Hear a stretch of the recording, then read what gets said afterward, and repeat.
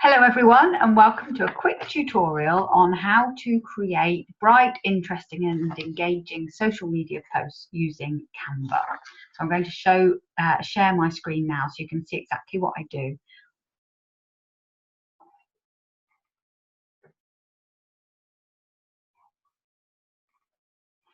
Okay, so here we have my Canva screen. So obviously you would need to sign up with Canva, and it's a simple process of just putting in your email address and also setting up a password, and then you'll have obviously you won't have all the designs you've already done, but you'll have a create a design at the top here.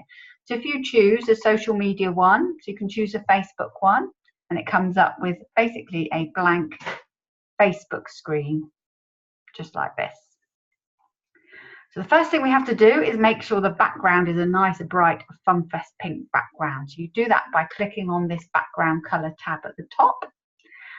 It isn't there as a standard color, so you need to add it in here and put in the code, which for our pink is FF28AB, which you soon get to know off by heart. So there it is, we have a nice bright pink background. The next thing you'll have is you need to then upload images, so you've got content to actually put on your post. I've obviously got quite a lot already loaded, and you'll be able to find images and logos and things on the shared drive. So certainly download those onto your computer and into Canva to be able to use them. So one of the things we're going to need pretty much straight away is, you see I've got loads and loads and loads here, but I'm looking for a logo. Here we go. Because it's on a pink background, I've used the logo with the blue, turquoise blue tab.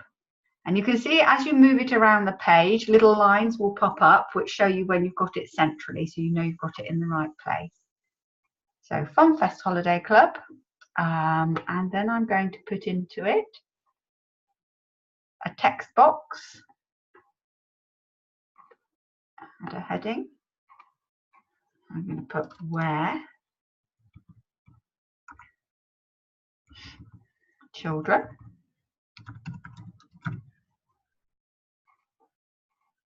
And then, although we've got the actual words written there, you can change the type of font.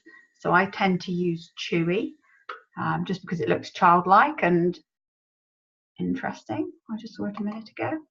There it is. And also the colour that I think stands out really well on the bright pink background is white. And then you can change the size here. So if I put it up to 42, maybe a bit bigger, 48, where children.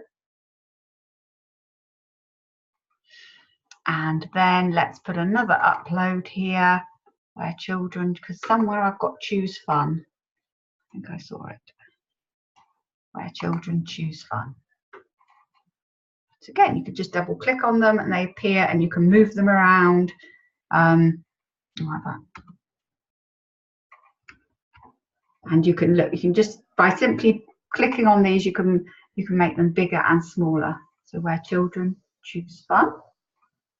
And then it's always good to put at the very bottom, if nothing else, you can put obviously your details of your school, but it's also nice to put the website address as well. So let me just put it in there.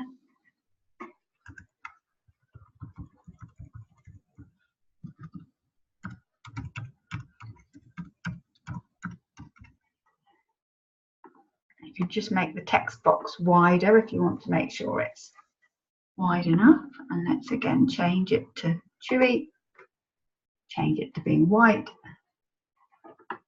There we go. So we have, very quickly, we've got the logo, we've got some text, and we've got a little message there. Now what we want to do is to add some brightness and pictures. So again, from our uploads, we've got lots of different pictures of children here. Let's have a look. Let's find a nice one. Here we go. We've got nice pictures of all our different activities. So you can just double click on a picture and that you've uploaded, and it'll go on, and you can change the size, you can move it around, you can do all sorts of things with it. One of the things I quite like doing at the moment is choosing an element, and under frames you get these these round circles.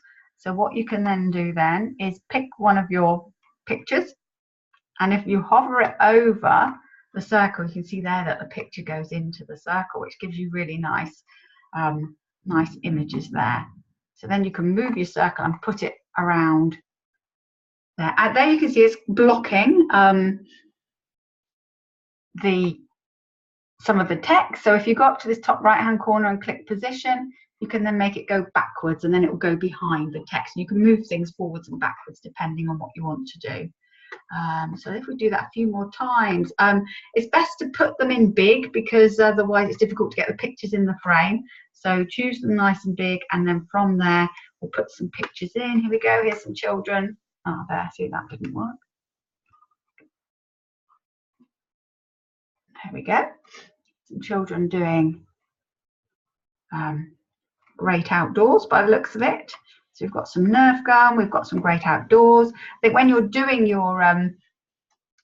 your pictures for your post, it's quite nice to try and use pictures of sessions that you are going to be running. So usually we have some kind of baking, cooking session. There we go.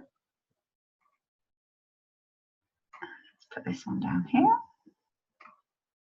So we've got Nerf gun, we've got baking, we've got great outdoors. Let's have a look, what else should we put in? What else do we often do? Let me find, or pottery one. Look, there's a little boy